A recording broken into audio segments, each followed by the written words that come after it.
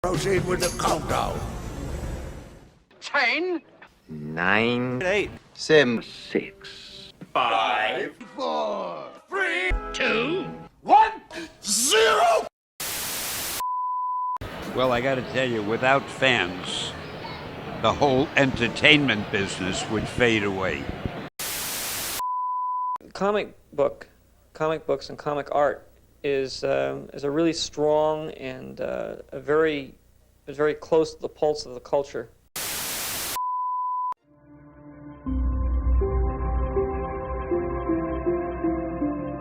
All right, folks, welcome to another Comic Talk. I am Pops. I'm your host, talking about comic books. Welcome to Comic Book Wednesday. Yes, there'll be some reviews after this, so make sure you check out the content. Or if you missed a review or two, feel free to hit those links below. Check out those plays with me again. The man, the myth, the legend himself, WAKIZASHI'S Teahhouse, Gray. How are you, brother? Oh, well, I feel fantastic after that introduction. Thank you. I don't know about man, myth, or legend, but I'm a Manchester man. I'm a Mancunian. I come from Manchester, Pops. I don't know if you know that. Mm-hmm. Yeah. Listen, I think you are. I think there's a lot of M's. That we're throwing around a lot of M's, and we're going to talk about Mark Millar. So there's two more M's.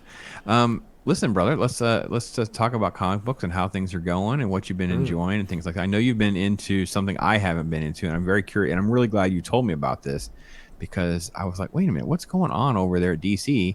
Yeah, they just kind of stopped pretty much everything for another one of these gimmick campaigns for me. I'm like, they went through all this trouble to do something with Dark Crisis that I'm not even going backwards to try to sort out all the intricacies to understand why they relaunched. But they relaunched things, and you and I were both like, well, we'll kind of dabble with some of them and see their good gateway points, good entry levels. We'll learn about some characters maybe we really haven't been reading in the past, and then all of a sudden stop everything. Tell us about Night Terrors and what the heck is going on over at DC. I don't know what's going on. They've decided to, as you say, pause this Dawn of DC, these new relaunch titles for 2 months. Most of the titles are being paused while they've got this Night Terrors, which is it's a horror-themed event, as you can guess by the Night Terrors, and each of their characters is going to be put through some kind of nightmare realm and have limited horror-based stories. So I don't know about the timing posts. Does this work in July and August for you?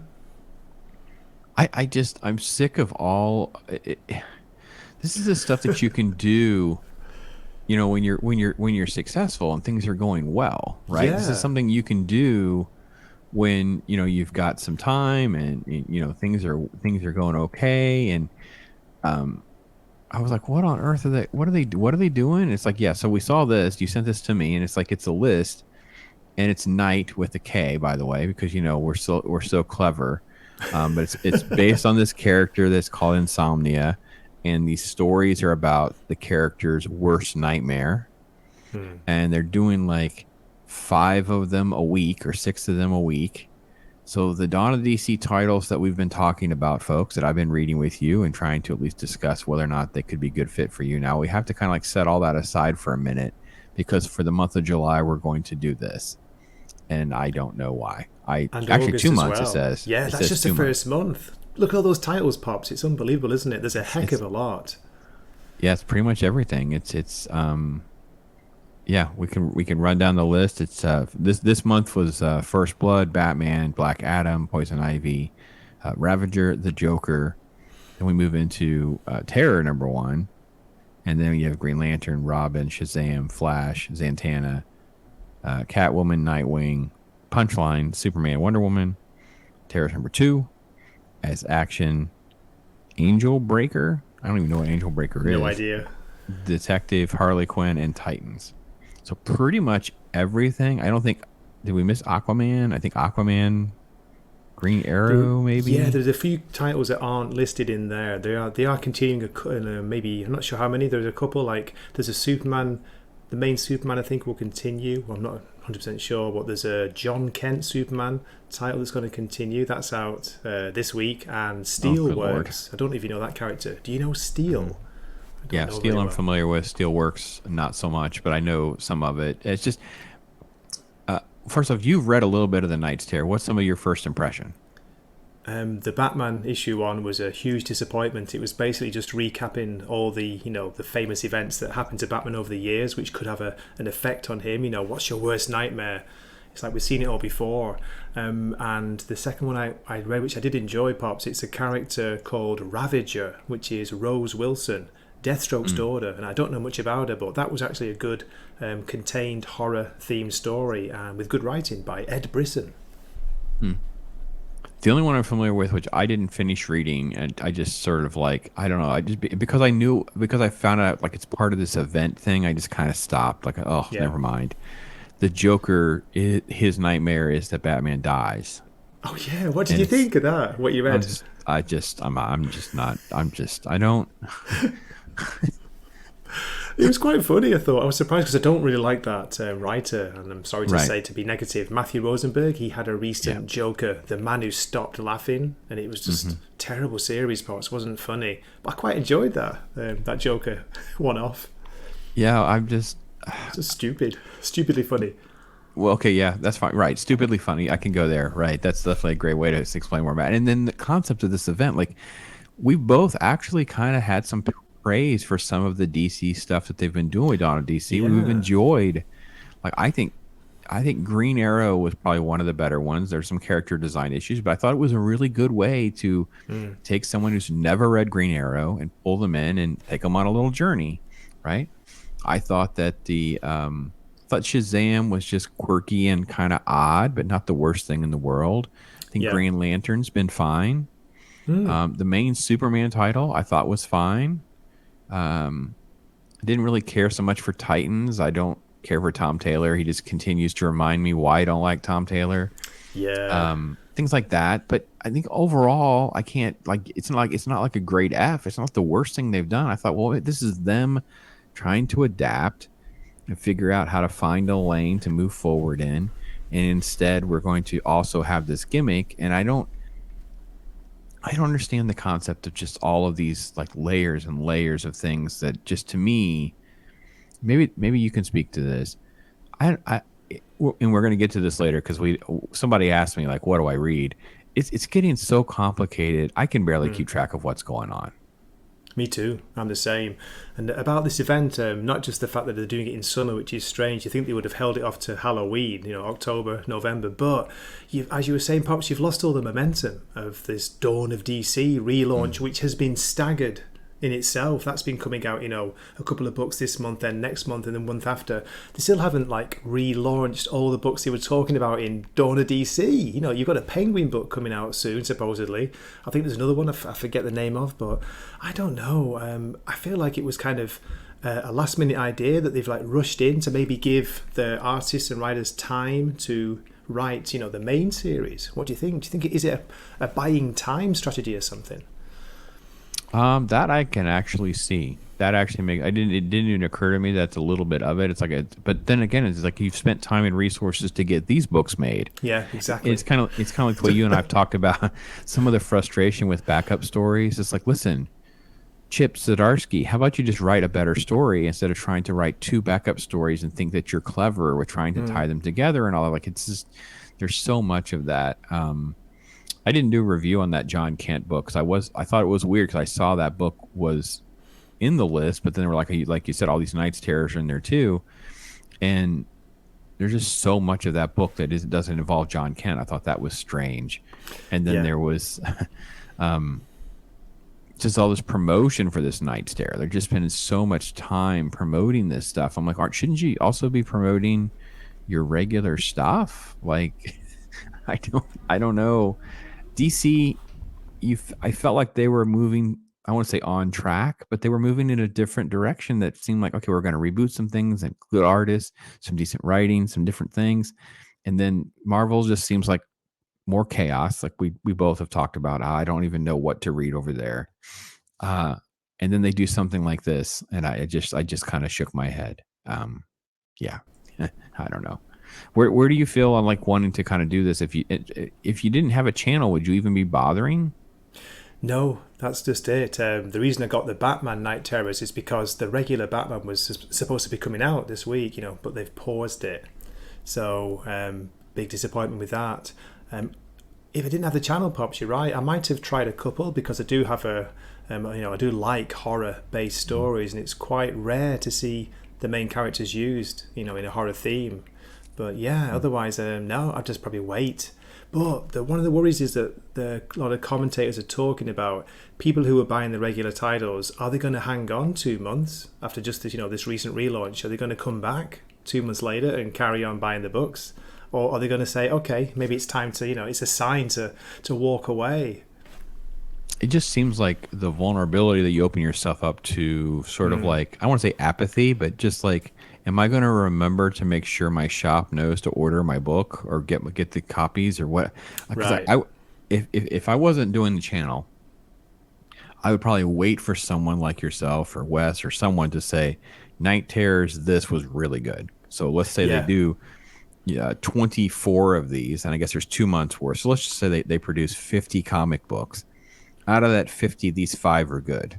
Those are the 5 I would read, and I probably would read them in a couple months when they're in the dollar bin, because I'm not sure that I have enough interest in them that I'd want to pay for some, $3 to $4.99 cover price or whatever they probably are. Yeah. Ah, man, I want good stuff, Gray. I just want good stuff. So We're not asking too much, are we? We just want No. good stories, well told and well drawn. And I don't want to do the review because I didn't finish it, but you did turn me on to Ambassadors. I did enjoy the read, because my hesitation was how they change artists, and it just it just kind of keeps things kind of wonky. And I will say, this is a little bit of a spoilery type thing, I guess, but I don't know. It's so racist.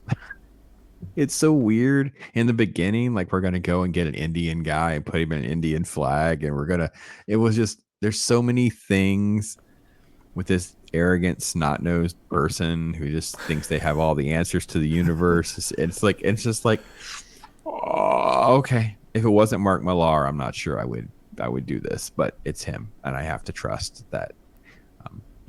He has a track record now.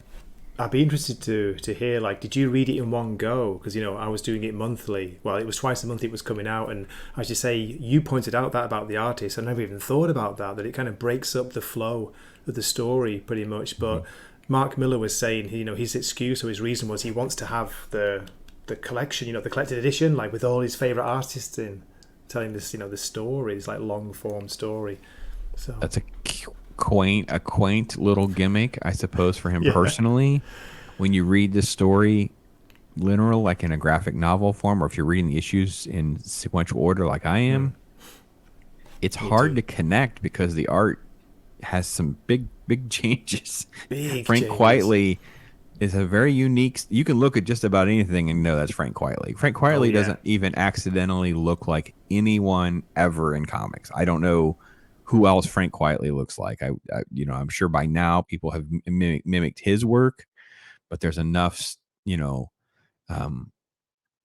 changes in the art style. And more than that, it was also just the approach to how they would frame panels and stuff. It was very jarringly different between issue number 1 and even 2, let alone continuing on between, all the way through the 6 issues. So I'll do a review here soon where I'll just kind of do a probably maybe by the time people are watching this, I'll have finished it, and I can get to that review of the whole series. That's pretty much what I'll do, is just do a whole thing on the Ambassador. Can I ask you, do you have a favorite issue from the 6 or a favorite artist? I would have to wait till I'm done to really be fairly judging. Yeah, because I don't want to be unfair to someone who may have done issue 6. I haven't finished issue 6, so.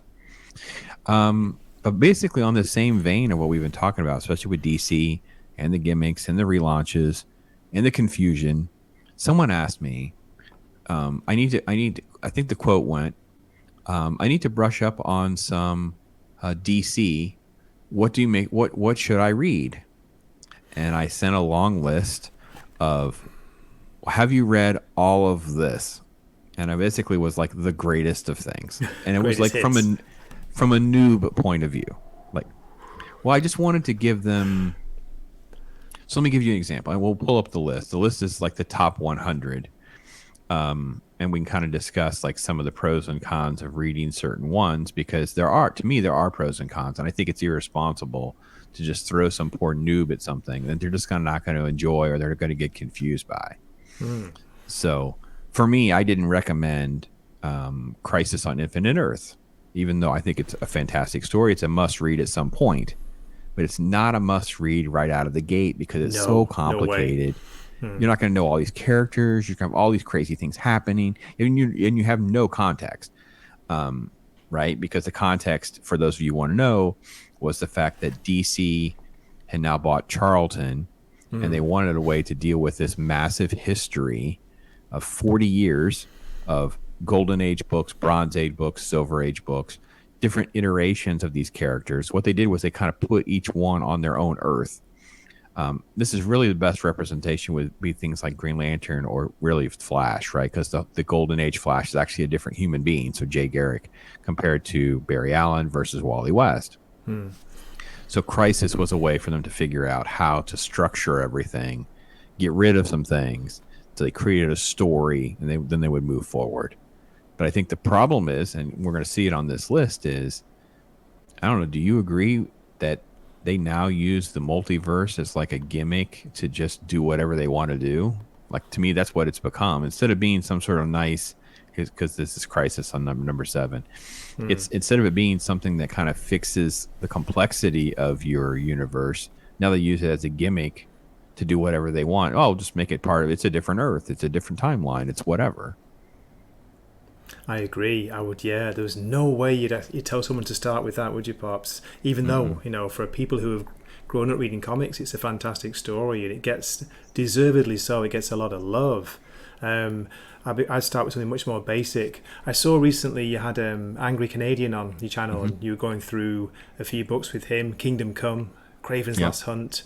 Yeah, I noticed that, and you recommended maybe Superman, All-Star Superman, which is right there. A good recommend, I think a lot depends on what we kind of grow up reading. I was a huge Batman fan, so my first thought was Year One, even more than Dark Knight Returns. I'd go for I couldn't agree more. Year One. And I would actually also recommend, these are fine, Batman, Long Halloween. Long Halloween, very good. Yeah, Arkham Asylum I think is fine. It's a bit crazy, it's a bit out there. Grant Morrison with his Arkham Asylum. Dark Victory, and Son of Demon. I remember reading Son of Demon. So yeah, on the DC side, it's a lot of, what are you into? And I would think that Batman Year One, and those other Batman stories like Long Halloween or Dark Victory are nice contained stories. They're miniseries. Well, Year One, it's not. Year One is lifted out of the actual timeline, but it's a reboot of his origin. It kind of creates an origin of how we're going to move forward. Yeah. So what was some of the other things you would say, or pick a character in the DC where you read a lot of, and you would think that would be a really good place for people to start? Well, if you're looking for something a little bit different but still closer to mainstream and closer to superhero, I'd go for Grant Morrison's run on Animal Man. Don't know if you read that. That was really good, and that might not even be on this list, Pops, but I would say Animal Man was a cool concept series. Ooh. So the cool thing about Animal Man is that it's one of those characters that sounds really, really lame. Yes.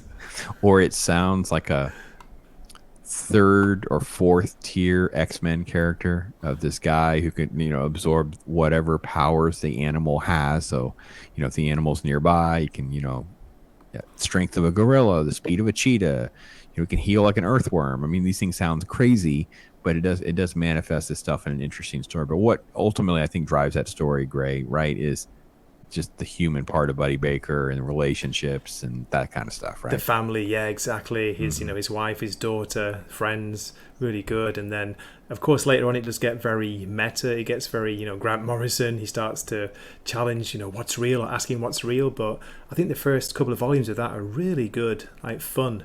Superhero story, as you say, with great character work, which is something that I recommend you read Morrison for, especially his earlier stuff.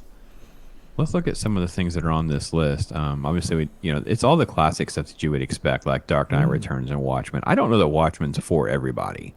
No, especially to start with that as well, Pops. It's a bit like Crisis, isn't it? It's something you'd come into later. Yeah, it wouldn't be one of my recommends. Kingdom Come, I think, is fine because everyone understands what all the superheroes is, and because it's so self-contained, it reads so fast.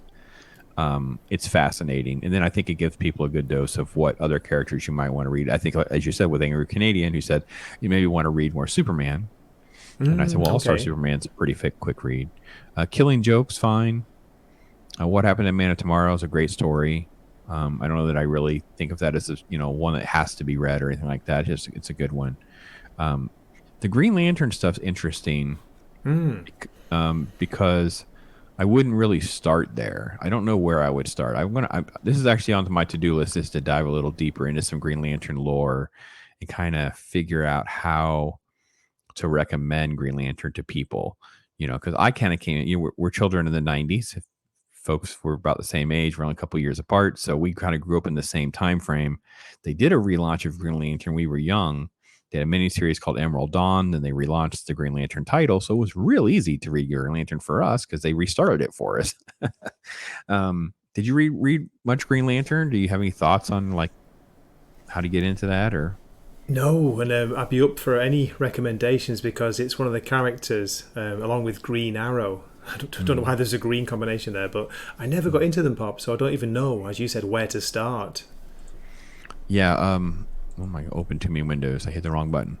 Let me see if. Okay. I was thinking that Green Arrow would be on here. Oh, Are Green you Arrow going to didn't make suggest the list. Longbow Hunters? Yeah, I've only Longbow heard Hunters. of that. It's very famous, yeah. Yeah, I have a copy behind me. I actually may send to this individual that asked this just to give him that to read because that is where I jumped in.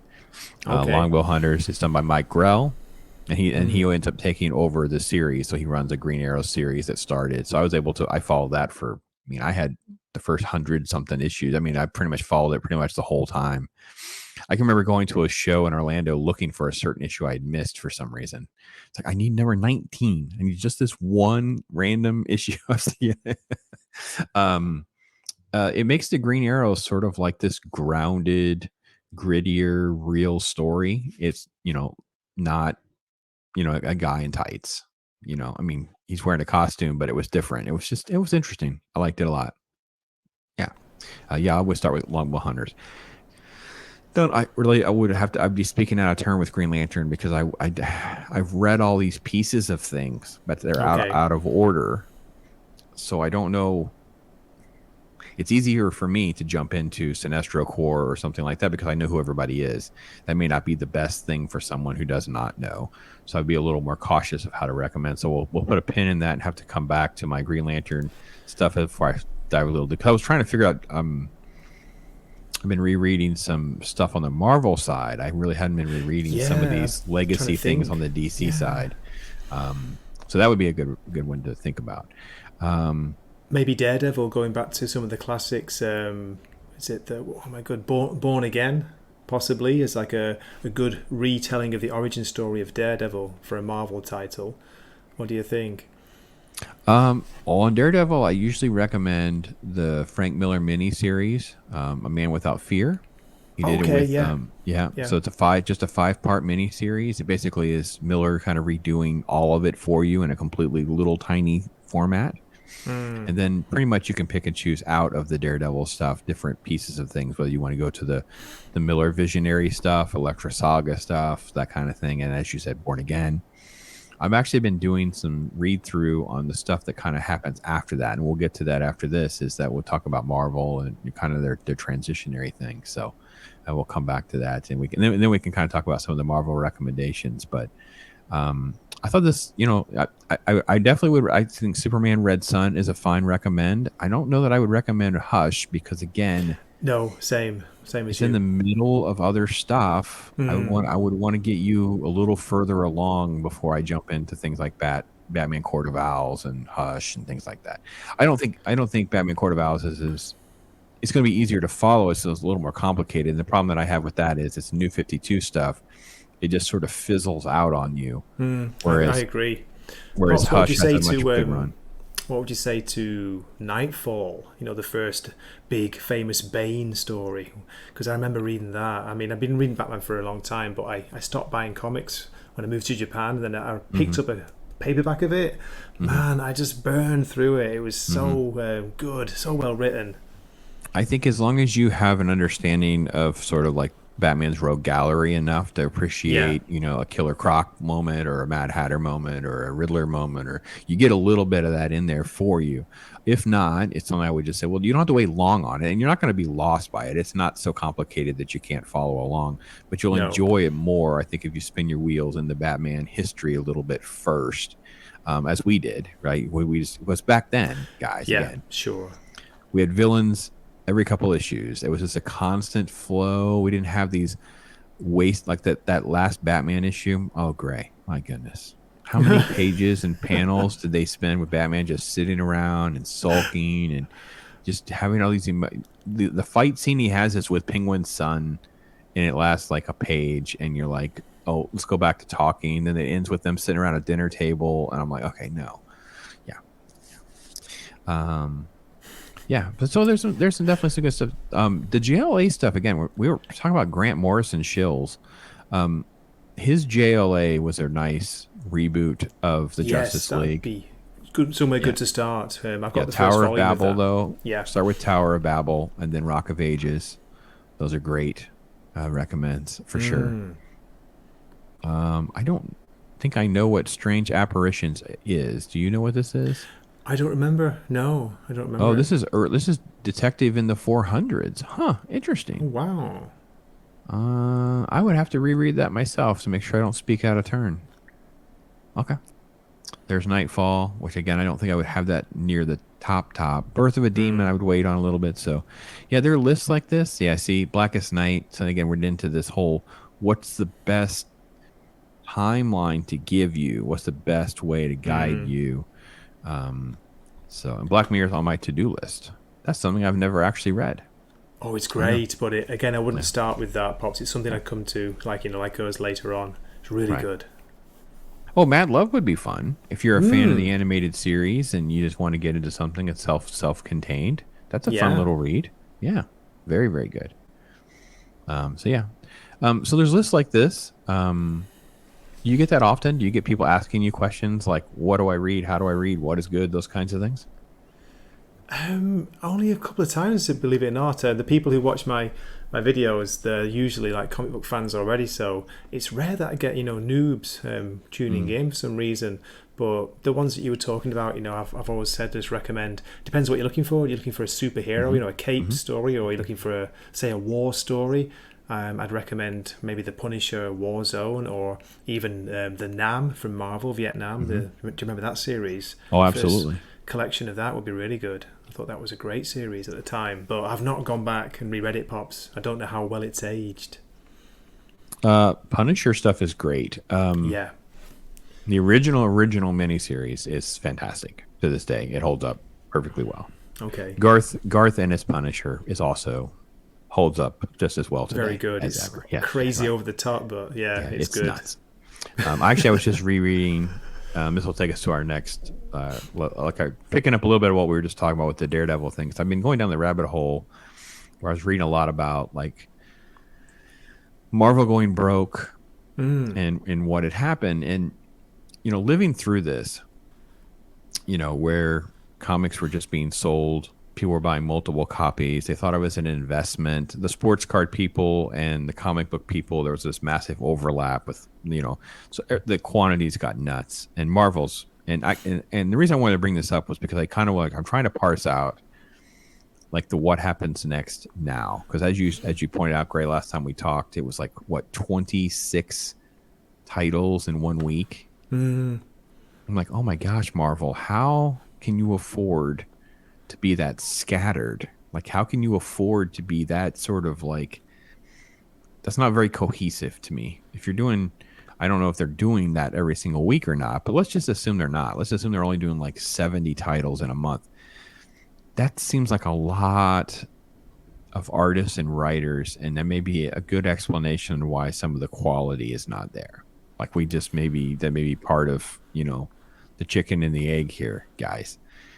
And that's what we saw in the 90s. It just got so sparse and so spread out. Image, of course, scraped off the top tier of talent at the time. I mean, these were the guys that were the top of their game when they left and started Image. We can argue what happens after that, but reality is, everything changed. And as we go along in the story, and this was interesting kind to go through this article a little bit. This is through Den of Geek, talking about how Neil Gaiman, this was in 93.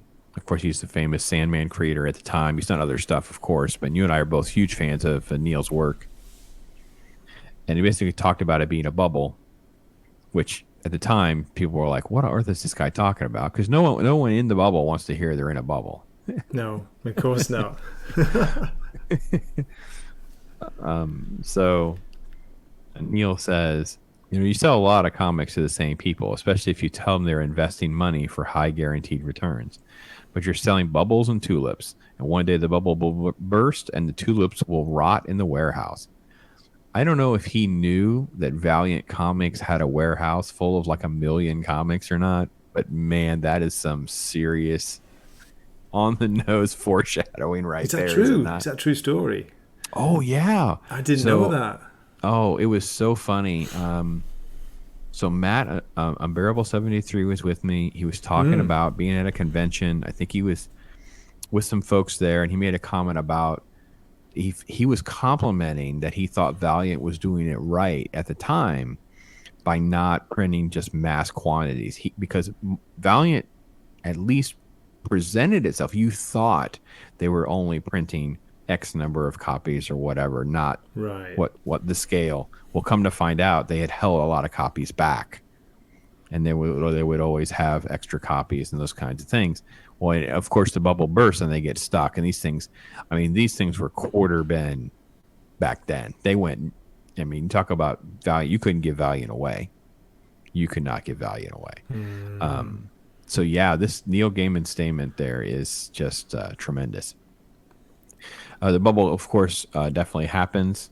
Publishers themselves start, because they were courting the collector market, introducing variant covers, sometimes full embossed or eye-catching. Isn't this kind of where we're at now? Like, it's all the same stuff.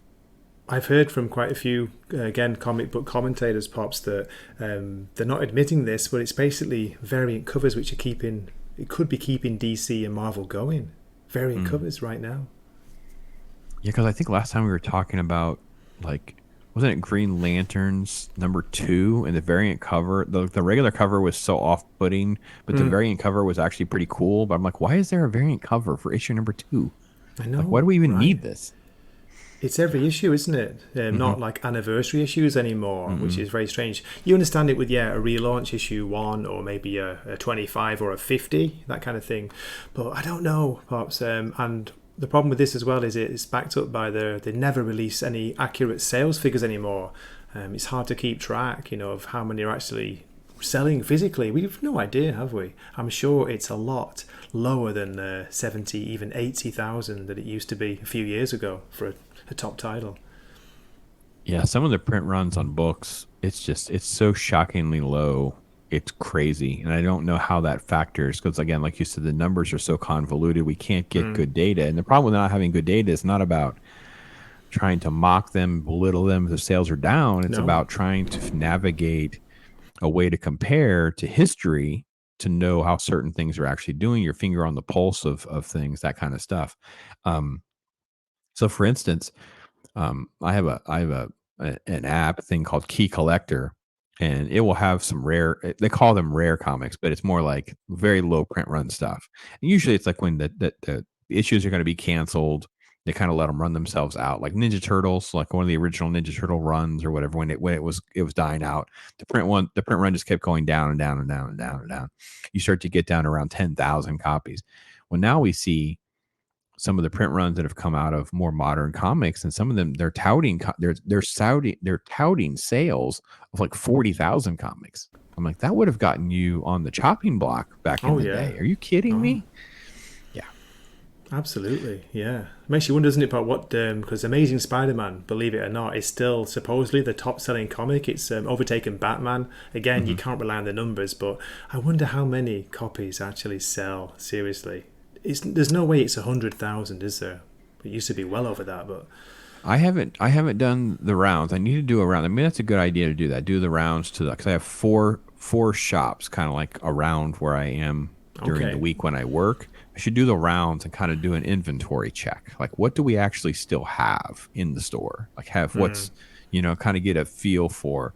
There's a ton of these issues, that kind of thing. That would be fun to do. I should do that. But this article kind of goes through what that bankruptcy was like and how Marvel basically. This is Ron Perlman, but not Ron Perlman, the actor. That's what I read it as first. I thought, oh my God, Hellboy. Yeah. Hellboy killed Marvel. Yeah, no, this is a financial guy who doesn't know anything about comic books. Who just comes in and it's just a mess. And basically, money. A lot of people know what Toy Biz is. Toy Biz, of course, is really known mostly for these action figures that went bonkers around this time and well into the 90s because of the animated shows like Spider-Man and X-Men. So you imagine that all coupled together with the trading card boom and those kinds of things. That's what you have. You have this massive surge to just flood the market. It was completely nuts, and basically just completely falls out. This is Chuck Rosansky. He's the Mile High Comics guy. Mile High Comics is one of the most famous comic book collections that become a store, a business. He basically said that once he had enough sales numbers in place to prove his hypothesis, he took Marvel public. In other words, if he could just get enough money flowing, he could go public to raise a bunch of money on the stock market, and then he could sell 40% of its stock and make enough money to get everything back he paid for the company. So he made his money, right? He didn't lose money in all this, even though he drove the company basically into the ground doing all this kind of stuff. He didn't care about the company, the legacy, nothing like that. He just was in for the profit, in for the money. Mm-hmm. Yeah. Mm-hmm. Yeah. So, and then it was the fight breaks out over how it's going to be run and all of that. Mm-hmm. And then, of course, there's the whole thing about raising money over the big screen, right? Trying to figure out the licensing, because people talk a lot about the licensing for Spider-Man, the Fox products, those kinds of things. And when you get into the Spider-Man thing, what's fascinating, Gray, was how they would sell it, and literally for like a few $100,000, you had the film rights to Spider-Man, believe it or not. A couple $100,000, but they couldn't get scripts through. And then in the 90s, you had James Cameron involved, because James Cameron had found success with Terminator 2, and he wanted to do a Spider-Man movie. And then they would constantly wait for these things to expire, and they would sell them again. Well, then they started selling that in piecemeal. So one company would have TV rights, one company would have movie rights, one company would have this type. It was completely nuts. So the fact that Marvel was doing it, raising money, that's how they would raising money. So that's how all these things got all jumbled and complicated, because they were so broke. And that's what the story kind of goes through a lot of this stuff. And Howard the Duck was a big financial disaster. Talking about the X-Men stuff, Blade was a hit. X-Men moved forward at Fox. So it talks a little bit about that. But then, I don't even really want to get much further into that, because then it gets past that. But when we get into comics, you start to realize, well, what are they going to do? They're completely broke. They're in bankruptcy court by the time you get to 99. I think the papers were filed in 96. So by the time you get to like 98 or so. And this is that first relaunch, and it's called Marvel Knights. We see Daredevil, Punisher, Inhumans. What's the third? What's the fourth one? There's four of them. Daredevil's the famous one because Kevin Smith was hired to write it. You remember the Kevin Smith Daredevil story? Yes, I know of it. Never read it, but yeah, I remember Marvel Knights. Yeah, it's okay. Is it any good? No, I said it's okay. It's okay. It's Kevin Smith, right? So if you're familiar with Kevin Smith's films, like Dogma, Kevin Smith loves to sort of like think he's a lot more religious, and his Catholic background. He twists and ties all this together with Matt Murdock's Catholicism, and he does some stuff with Karen Page, and it's all okay. But this is what's interesting is Quesada knew how to kind of move forward with a good story, a good enough story, great art, contained stories for graphic novels, everything like that. Seemingly appears to have worked very, very well. And by the time you move past this, that's when you start to get in we start to really see Bendis and David Mack, and you start to really see Daredevil sort of transforming and grow and become very interesting again. But there's an issue of Daredevil I just read where um, they brought in Bob Gale, who wrote Back to the Future. They have a backup story by Stan Lee himself, which I think is amazing. I love the fact that, and I want to do a review just on that issue at some point, because there's a great, you know how Stan would talk to you, the reader, when he would write, Oh yeah. right? He has a little box and it just says something like, I don't want to distract from, I forget the artist. I don't want to distract from his art. It's just so good right now. It's like, okay, well now I can't help myself. Like Stan's talking to you, the reader. It was, Yeah, I missed that. it's so meta, and it's in this random Marvel Knights Daredevil book backup issue story. I was like, what is happening? So I'm down that rabbit hole of like, what are some of the signs of when these companies go broke? And do you think the reason that we haven't seen this even happen is because they're just conglomerates? They're just a line item on these massive companies' books? Yes, I do. We hear it a lot, don't we, when people talk about, especially after Disney purchased Marvel, how interested are they in the comic, the publishing side of things? They know how, not little, but if you compare it to the movies, it is kind of how little money it makes. There are people who are worried that they just don't care, and they'll eventually end up licensing the characters out to other publishers. Pops, what do you think? That's what I've been calling for. That's what I've been calling for. That's Get what people the who best want thing. to write the stories to write them. Mm-hmm. Yeah. Mm-hmm. I don't know how they can work that deal and not have to pay those people money if they're successful and they decide to adapt it into something cinematic, right? That's So it. if I license Spider-Man, but I create a character that becomes the next Venom, now you're on the hook of paying me royalties. So they don't want to do that. So that's the problem with holding that up with the licensing end of things. So it may be the kind of thing, but the old school writing was they would do licensing, but you could do anything you wanted with these types of exceptions. For instance, when Marvel was given the license to do the Star Wars comic book, the original Star Wars comic book, 1977. And then they were allowed to, like, the series could carry on, right? They had Archie Goodwin who was doing that work. And it was like, well, you're not allowed to really get into the Clone Wars. You're not allowed to talk about Luke and Leia and Vader's backstory. You weren't allowed to talk about certain things, obviously, because we now know what those stories are, right? But at the time, they had a lockdown on what they could and could not do and say. So if we have a license that would go out right now, that would probably be the one caveat I could see them having some problems with, and those kinds of things. But it is fascinating, folks. I'd love to see your thoughts and comments. Do you think the licensing thing will get to that point? Like, I can see it. I don't know. Maybe they could sell it off. Maybe there's pieces they should sell off, like the way Charlton was back in the day, where they just had certain characters and they just sold it away. Oh, yeah. The original Marvel years. Crack that open. So good, weren't they, Pops? I mean, I think we've shown this before, but I just love this art style. But that's really interesting you're saying that. I'd never thought about how limited they probably were with the stories. They couldn't go into too much, as you say, backstory. They couldn't invent too much to do with the main characters. So they weren't allowed at all. Roy Thomas kind of made Lucas angry with Jackson, which is the rabbit, the green rabbit.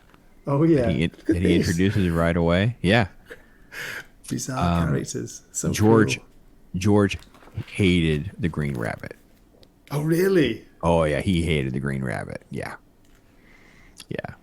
So Roy didn't last long on the series, even though he's the reason that we got it. So Roy deserves the credit. Well, there's so much color and action in these comics that even if they're not that good, because a lot of times the stories, there's really not a lot of story arc. It's almost like just an adventure of the week, or it's an adventure of something happening, very manufactured type comic book reading. It's not like there's not like character depth and growth and those kinds of things. And again, like we said, they were very handcuffed by that, right? They weren't really allowed to do much with Luke, Leia, Vader, some of these main characters, because the movies weren't done. George wasn't going to do anything that would jeopardize that story and where they were going to go with things. This is volume So- 2, by the way, parts of the collected, the original collection. Starts with issue 24 from 1979, June, and goes up to issue, where are we? 38. And it's also got reprints from Star Wars Weekly, which was the UK version of the same thing. They would reprint them in black and white, and also they had Chris Claremont doing stories as well for that as well, which is crazy. Yeah, that's isn't it? true. He did do a couple, I think. Yeah. Gorgeous black and white art here, nice detail. Wow. So good. But yeah, as you say, I never thought about that. You don't get that much on the main characters. You know, you get a lot of secondary characters, background characters. Yeah, things that they could play with and be printed. So that would probably be the issue. Is the big companies have these two, the big two in particular. So they're not going to go broke because the big two have money. Like the theme parks are funding everything right now. So Disney's theme parks is why they're successful financially. They actually, I don't know if you ever look at the Disney stock, it'll make a profit, like $1 per share or something. And you're like, how is that I even thought possible? they were struggling though, even with the theme parks, where they used to make the huge amount of money from. Their market share is like 50% of where it Wow. was like a few years ago. Like it almost got to like $200 a share, and it's been like just under about $100.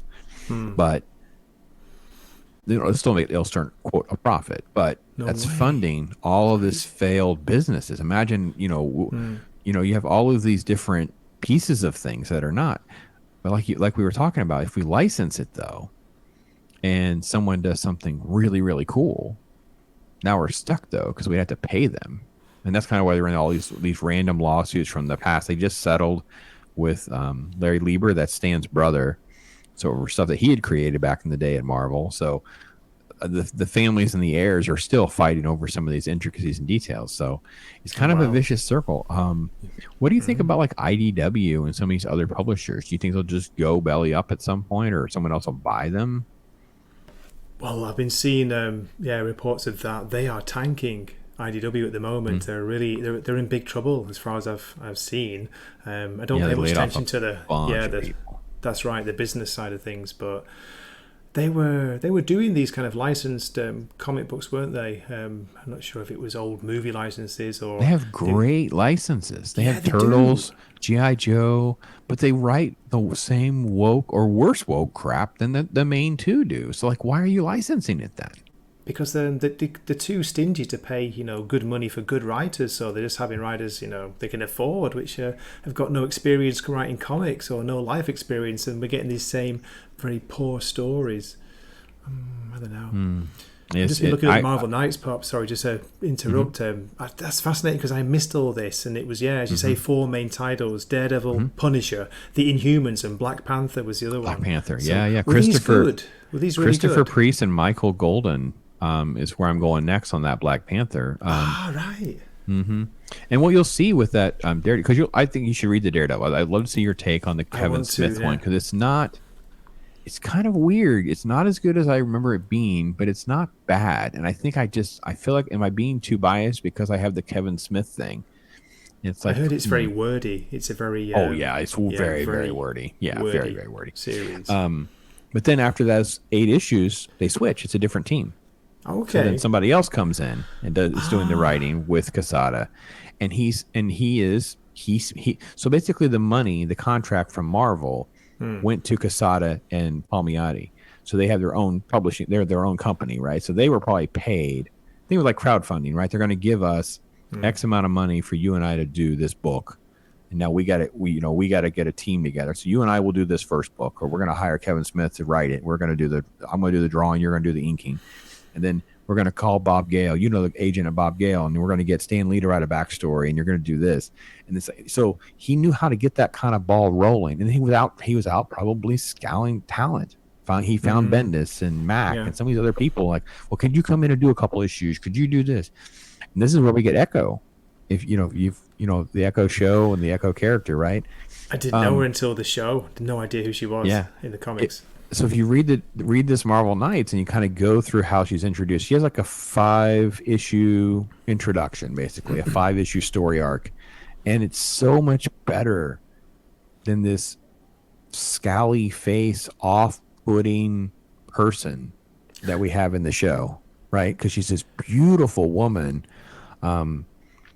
sort of like put into this situation on purpose, and you kind of get how all that's going to transpire. It's a very interesting arc. It's not as, I'm not saying she's a great character, but it wasn't the worst thing in the world, and it's a shame that it gets adapted into what it's become, because now people will always think of this character in such a negative way because of how it's being presented on screen, rather than how it was originally created. So again, this was all why I ended up down the Daredevil rabbit hole, because it was one of those Marvel night. I'm such a Daredevil nerd. I was like, well, I'm going to start with Daredevil, obviously, of the 4 titles, of rereading them. I don't really remember much at all about the Inhumans one. I've just never been into the Inhumans. No, I'm the same. But I know people loved it. And I don't remember if I even read it or not. I know I had to have read it. I had them all, so I know I have had to have read it. And then that goes so well with those 4 titles. Then it becomes like, oh, how about these titles? And that's where you get Black Widow and stuff like that. So it is fascinating. And this is what gets Quesada basically in charge of Marvel. He basically becomes a new editor-in-chief because of the success. So I've been down that rabbit hole of reading and researching and trying to re-educate myself a little bit on some of those timelines and piecing that together a little bit. Because I do think that some of this is almost like history repeating itself. It's like trying to figure that out and try to call that when it happens, because I think that's where we're headed. But we've been going for a while here, brother, and always great. What do you enjoy reading? Because I know you read like an issue of Loki. You've been reading some of these. We talked about the you've been reading some of Grant Morrison stuff. How you liking Grant's new stuff? Oh my goodness, his new stuff. I've got a confession, Top Pops. I'm not a fan at all. I tried the Green Lantern a couple of years ago now, and didn't get into it. I thought that might be a good entry point to the character for me, but I didn't like it. I've been going back to his early stuff, his Doom Patrol and Invisibles, back in the late 80s, early 90s. So, yeah. But for current comics, I'm trying to think, now that the Mark Miller ones have all kind of wrapped up, we've got Big Game is coming out in July. Yeah, 2 weeks, a week or so. Yeah, July 19th. Looking forward to that. Apart from that, it's been mainly DC and Marvel and just dipping the toe in. I'm still doing Spider-Man because basically, it's fun to see how bad it's getting, or how can they recover the story? Can they make anything good? It's all over the place. Still doing Batman, like you, struggling with Chip Zdarsky's take. I'm not sold. I'm trying to think what else is what's stood out recently.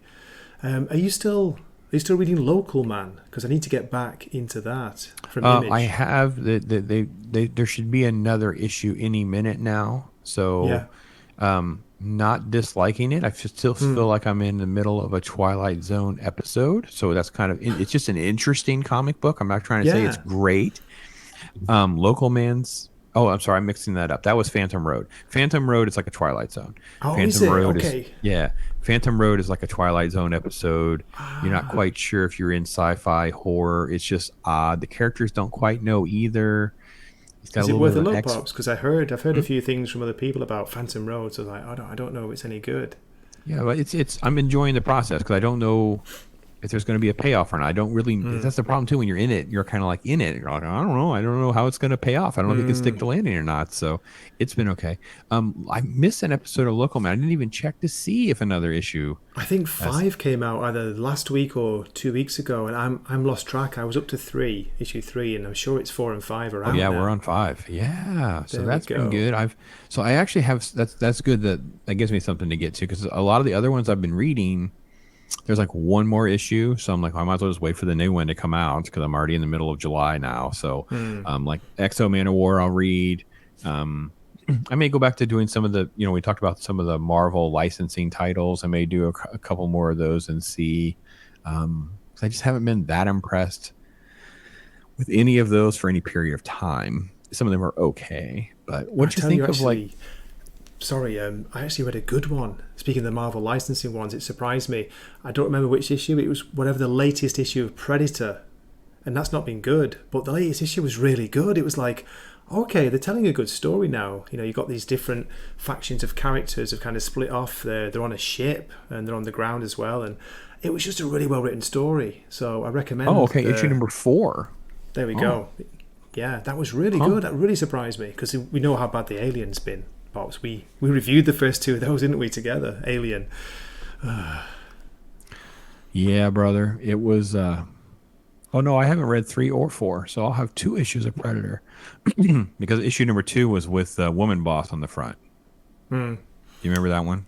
I read the first one and I was like, I don't like this, and dropped it. But I just I don't know why someone said like, check out Predator. It's got a lot better. So I tried. Yeah, that was issue number 2's cover. Oh yeah, I remember this cover now. Yeah. And I was like, oh. So I haven't read since then. So maybe I'll check that out too. So that's kind of fun to get a chance. See, this is another reason why having a friend that you can interact with about comics matters, because you can kind of catch up on, oh, that's really not so bad. All right, well, I'll give those 2 issues. I'll catch up and see where I'm at or whatever. In the new comic arena of things, because you're in the middle of the story, so you never quite know if it's going to pay off or not. Is it really good, or can you believe, and that kind of stuff. So. But it's always great to chat with you, my friend. Always great. Always fun you stuff. You too. So. I really appreciate you sorting this out on a busy holiday week for you. Yeah, no, it's been great doing this. And folks, if you guys are catching this, make sure you're connected to Gray and Gray's work. Definitely, if you're interested in anything that's new, getting your finger on things. He reads across the board, so that he's the reason I read the Spawn verse. I mean, you're still getting all the credit, brother. Still reading Gunslinger and King. Love them both. Yeah. So. I definitely need to catch up on that as well, because I think I'm behind on King still quite a bit. So I need to do a video on that. But yeah, check out his stuff, guys. If you kind of want to get a feel for some of these news things, or maybe you hear something in the news and you're like, oh my gosh, really? Gray kind of gives you interesting little summaries and kind of gets deeper into the weeds and breaks them down, things like that. And sometimes he'll give you the spoilers, sometimes he won't. That's always kind of fun too, by the way. So thank you. But always great to chat with you, my brother. Thank you so much. For all of you watching, we appreciate you so much. Thanks for making 2 nerds of us, being able to connect regularly to talk about comics, and it's all because of you. So thanks for hanging out with us. I am Pops. See you next time. This has been Gray from WAKIZASHI'S Tea House, and thanks again, Pops. Really appreciate it. It's awesome. Thank you again, brother. All right, my friend.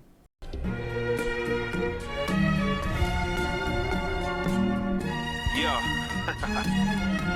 Right?